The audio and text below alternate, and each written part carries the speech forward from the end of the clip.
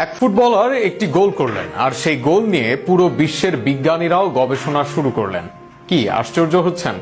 আশ্চর্য হবারই কথা। যদিও ফুটবল নিয়ে বিজ্ঞানীদের কোনো মাথা ব্যথা নেই, তবে বিজ্ঞান আছে সবকিছুতেই। বুলেট ম্যান খ্যাত রবার্তো কার্লোস করেছিলেন সেই অবাক করা গোল। সেই গোল আর কার্লোসের জীবন ও ক্যারিয়ার নিয়ে বিস্তারিত থাকছে প্রতিবেদনে। ব্রাজিলে জন্মগ্রহণ করেছেন ফ্রি কিকের জাদুকর রবার্তো কার্লোসও। ব্রাজিলের বেশিরভাগ ফুটবলারের মতোই দারিদ্র এক পরিবার থেকে উঠে আসা কার্লোস ইতিহাসের অন্যতম সেরা লেফট ব্যাক। একসময় বাস ভাড়ার অভাবে পায়ে হেঁটে ট্রায়াল দিতে যাওয়া কার্লোস হয়েছিলেন ব্রাজিল ও মাদ্রিদের অন্যতম কিংবদন্তি। বুলেট গতির সব ফ্রি কিক নিতে পারতেন বলে তাকে ডাকা হয় দ্য বুলেট ম্যান নামে। ফ্রান্সের বিরুদ্ধে ওই ম্যাচে ফ্রি কিক পায় ব্রাজিল। শটটি নেওয়ার আগে কেউ বুঝতে পারেননি কি হতে চলেছে, কারণ বলটি যেখানে বসানো ছিল সেখান থেকে সোজাসুজি গোলে মারা সম্ভব ছিল না।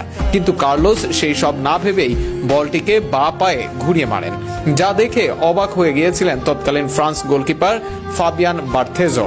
দেখে মনে হয়েছিল বলটি কর্নার ফ্ল্যাগের দিকে যাবে, কিন্তু সবাইকে অবাক করে বলটি বিপরীত দিকে ঘুরে পোস্টের গা ঘেঁষে গোলে ঢুকে যায়।